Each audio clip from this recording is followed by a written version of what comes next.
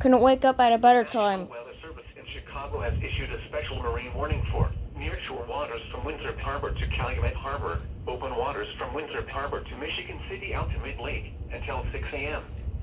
At 4:41 a.m., a strong thunderstorm was located near O'Hare Airport, or 10 nautical miles west of Wilmette Harbor, moving east at 30 knots. This thunderstorm produced gusts of 38 knots at Pewaukee Airport in Wheeling. Hazard: wind gusts 34 knots or greater and small hail. Source: radar indicated. Impact: small craft could be damaged and briefly higher winds and suddenly higher waves.